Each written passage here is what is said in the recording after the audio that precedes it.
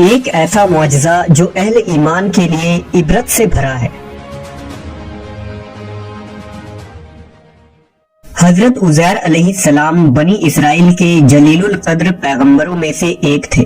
آپ حضرت ہارون علیہ السلام کی اولاد میں سے تھے۔ ایک قول کے مطابق آپ کے والد کا نام سروخا تھا۔ آپ کا زمانہ بنی اسرائیل کی قید بابل سے رہائی کے بعد کا یعنی 6 صدی قبل مسیح کا زمانہ ہے۔ آپ علیہ السلام کو فلکیات کا علم تھا اور شریعت موسوی کے عالم بھی تھے۔ یہی وجہ تھی کہ آپ لوگوں میں بڑی قدر و منزلت کی نظر سے دیکھے جاتے تھے۔ آپ بڑے نیک اور خدا پرست انسان تھے۔ توریت میں حضرت عزیر علیہ السلام کے نام سے کتاب صحیفہ عزرا موجود ہے، لیکن اس میں آپ کی زندگی کے بارے میں بہت زیادہ معلومات نہیں ملتی۔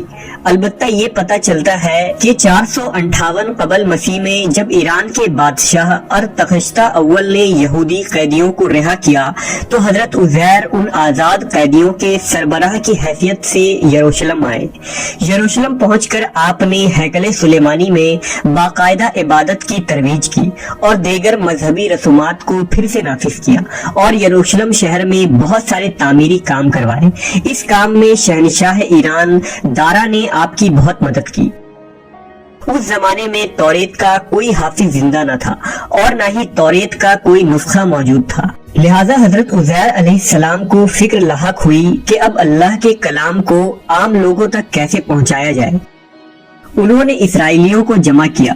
چونکہ آپ نے بچپن ہی میں توریت حفظ کر لی تھی، لہذا اسے ان سب کے سامنے پڑھ کر تحریر کروایا۔ ایک دن کا واقعہ ہے کہ حضرت عزیر علیہ السلام اپنی زمین کی طرف نکلے۔ واپسی میں ایک ویران عمارت میں ٹھہر گئے۔ کیونکہ گرمی سخت تھی، آپ اپنے گدھے سے اتر کر عمارت میں داخل ہوئے۔ آپ کے ساتھ کھانے کے 2 ٹوکرے تھے، ایک ٹوکرے میں انجیر اور دوسرے میں انگور تھے۔ آپ نے اپنے ساتھ موجودہ پیالہ نکالا اور اس میں انگور نچوڑے، پھر خشک روٹی نکالی اور اسے مشروب میں ڈال دیا تاکہ کچھ نرم اور میٹھی ہو جائے تو کھا لے۔ پھر آپ تھوڑی دیر کے لیے لیٹ گئے۔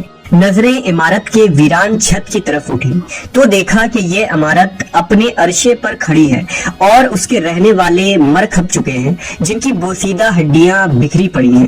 تو آپ علیہ السلام کی زبان سے بے ساختہ نکلا، اللہ کیسے ان کو موت کے بعد زندہ فرمائے گا؟ آپ کو یہ شک نہیں تھا کہ اللہ ان کو زندہ نہ فرمائے گا، بلکہ اس کی طریق و کیفیت پر تعجب کرتے ہوئے فرمایا تھا۔ پھر اللہ عز و جل نے حضرت جبرائیل کو ان کے پاس بھیجا، جنہوں نے حضرت عزیر کی روح قبض کر لی، اور پھر 100 سال تک اللہ نے ان کو یوں ہی موت کی نیند سلائے رکھا۔ اس دوران بنی اسرائیل میں بہت سے واقعات و حادثات رونما ہوئے اور بیت المقدس پھر آباد ہو کر پر رونق شہر بن گیا۔ پھر اللہ تعالیٰ نے آپ علیہ السلام میں روح پھونک دی۔ آپ زندہ ہو کر بیٹھ گئے تو فرشتوں نے پوچھا، آپ یہاں کتنی مدت رہے؟ جواب دیا، 1 دن یا 1 دن کا کچھ حصہ۔ دراصل آپ دن کے شروع میں آرام فرمائے ہوئے تھے اور اس وقت غروب آفتاب کا وقت تھا۔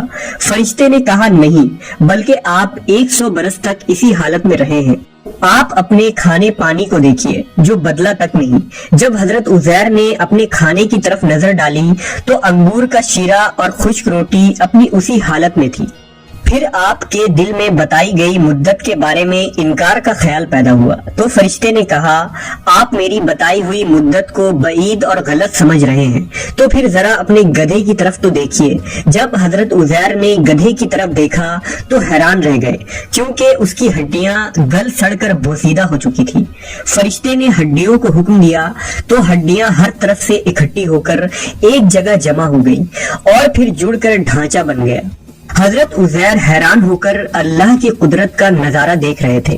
پھر اس ڈھانچے پر رگیں چڑھی، پٹھے بنے، گوشت چڑھا اور پھر ان پر کھال اور بال آ گئے۔ پھر فرشتے نے اس میں پھونک ماری تو گدھا آسمان کی طرف اپنا سر اور کان اٹھائے آوازیں نکالتا کھڑا ہو گیا۔ جب حضرت عزیر نے قدرت الہی کی یہ نشانیاں دیکھیں تو بول اٹھے کہ میں یقین کرتا ہوں کہ اللہ ہر چیز پر قادر ہے۔ حضرت عزیر علیہ السلام اپنے گدھے پر سوار ہو کر اپنے محلے میں تشریف لائے تو لوگوں نے آپ کو نہیں پہچانا۔ آپ اپنا گھر بھی بھول چکے تھے۔ ڈھونڈتے ڈھونڈتے اپنے گھر پہنچے تو وہاں ایک نابینا اور اپاہج بڑھیا کو بیٹھے پایا جس کی عمر تقریباً 120 سال تھی۔ وہ وہاں کی رہائشوں کی والدہ تھی۔ جس وقت آپ گھر سے نکلے تھے اس وقت وہ 20 سال کی جوان لڑکی تھی اور آپ سے خوب اچھی طرح واقف تھی۔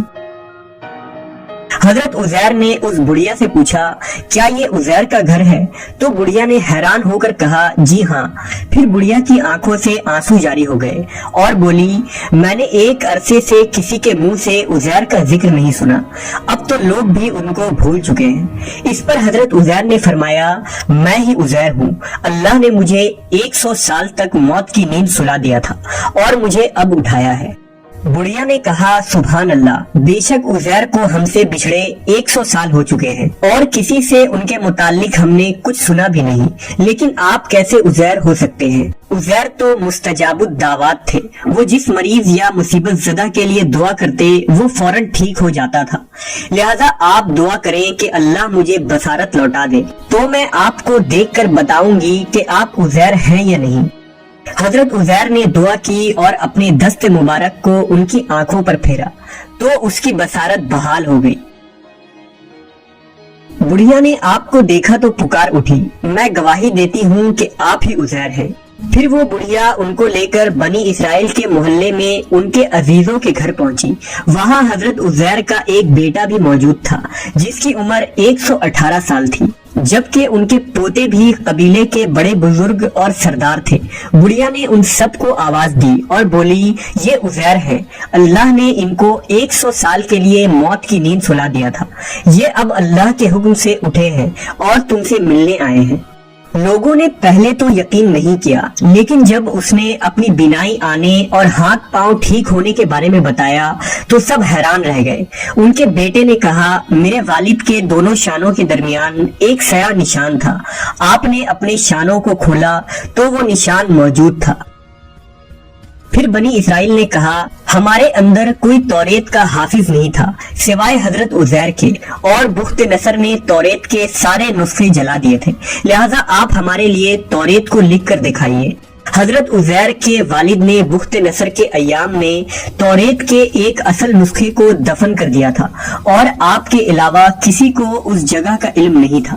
چنانچہ حضرت عزیر ان کو لے کر اس جگہ پہنچے اور گڈھا کھود کر توریت نکالی